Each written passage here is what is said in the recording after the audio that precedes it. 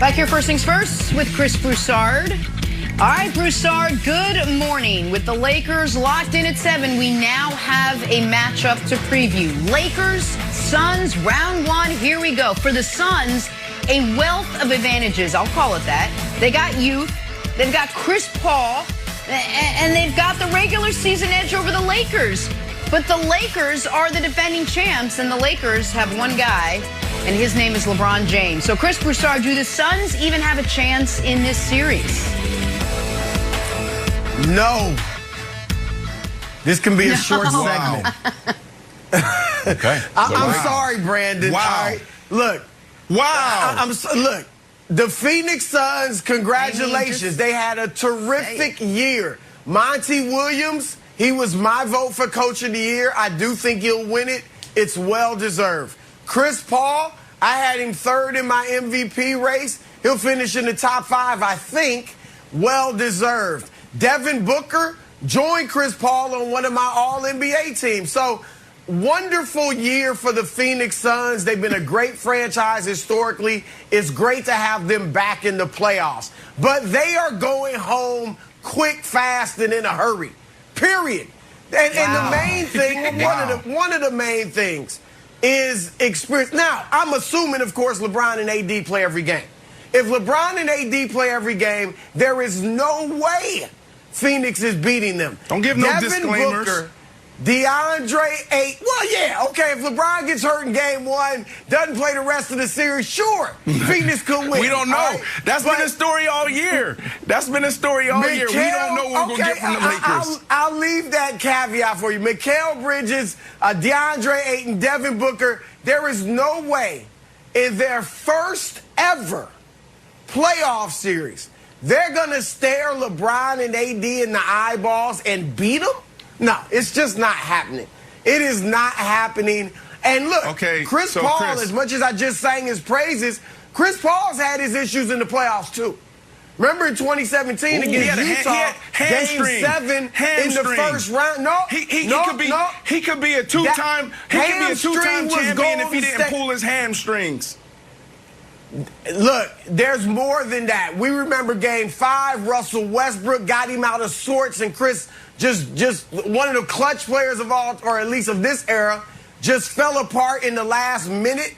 They lost that game in that series. 2017 against Utah in Game 7 had a great series and goes 6 for 19 for 13 points in Game 7.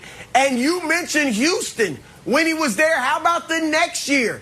2018, when Kevin Durant gets hurt, the series is tied at 2. Chris comes out in the pivotal Game 5. No KD, has 11 points, struggles from the field. So Chris has had issues in the playoffs too. So I'm sorry. They are not beating a LeBron James, Anthony Davis led Lakers team. This is a real team. A lot of these other teams we're talking about, this team is good, this team is good. They're 39 and 33. The Knicks is good. Well, look at the people that they beat. We want to talk highly of the Knicks. Come on, this is a really good team. They haven't made the playoffs in 10 years. Monty Williams, CP3, look what they have done in a shortened offseason. This is nothing shorter than magical.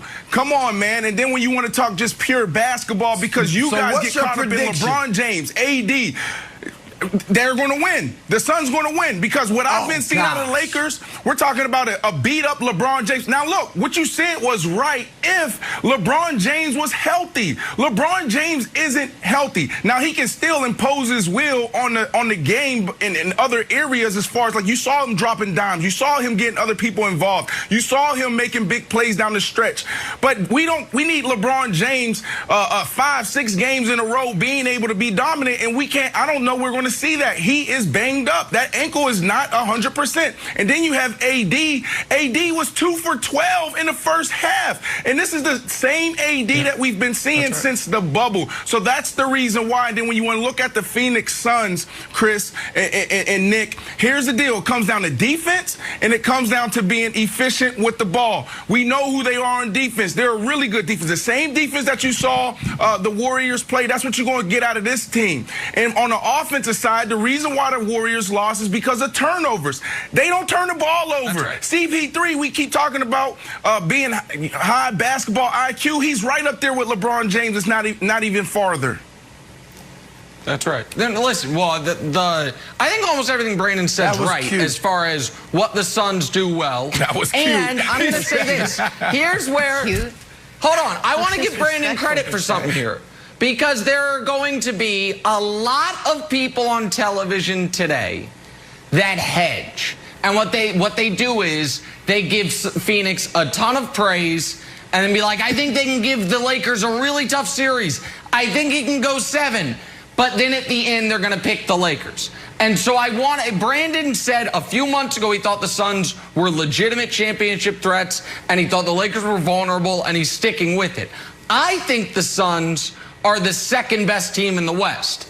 It's just unfortunate for them. They are playing the best team in the West. There are a couple things Chris said that I disagree with. One is that whether or not Devin Booker or DeAndre Ayton or Mikal Bridges are going to be able to stare LeBron in his eyeballs. Well, only eyeball, because the one I think he has a patch on at this point. I'm not sure he's going to be able to see out of it. So that's the first point. Second one is I think this is the toughest series the Lakers will play until the finals.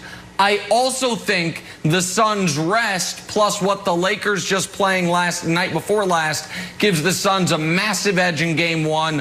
Plus the fact that LeBron treats Game 1s of playoff series like preseason games. He's like just feeling it out, checking things, and then he readjusts. But Wilds, what gives me the ultimate confidence, even though I do not think LeBron is 100%, is a point you made yesterday. And you only made it once and was kind of glossed over, but I thought it was brilliant, which was once the second half of that game started against the Warriors, there were moments where LeBron was like, I can't get to the bucket, but I can still get layups for my teammates. And his ability to just kind of stand at the top of the key, tell guys where to go. Direct everything. Like tell Kuzma, go there. Right. Everyone can see him telling him go there. And then throw a pass in a window this big.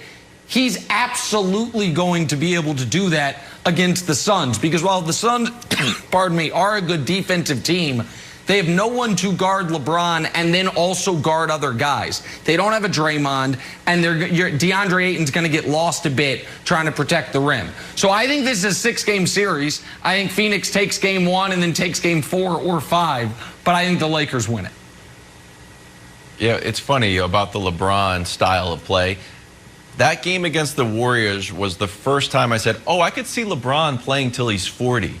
That style of play will work. I know we always think he's just going to kind of transition into a Klay Thompson, like, I'll just be a spot-up shooter, and I could see that happening. But him being like the slow, old guy at the YMCA who's just like giving you perfect bounce passes on like the Princeton offense, I think that will work.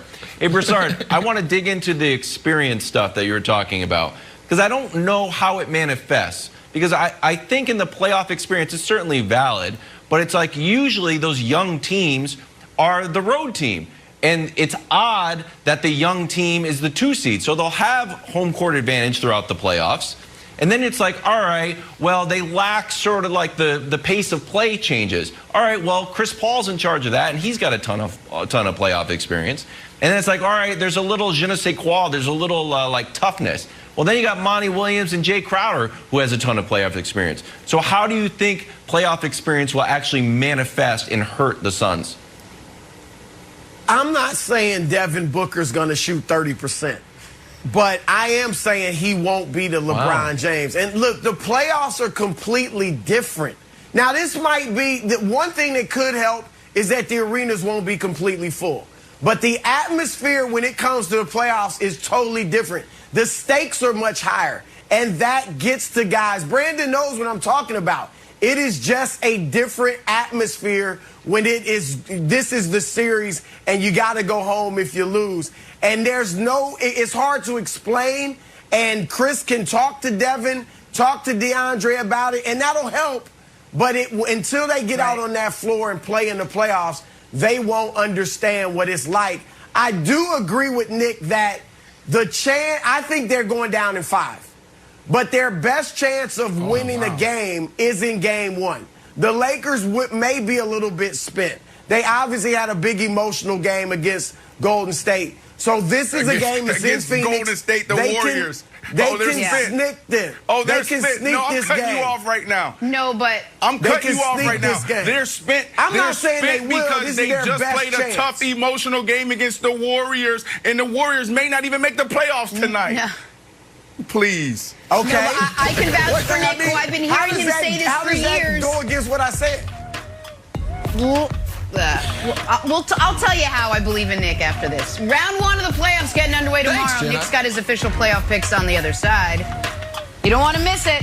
Also, what I was going to say. You What's ready, next? Phil?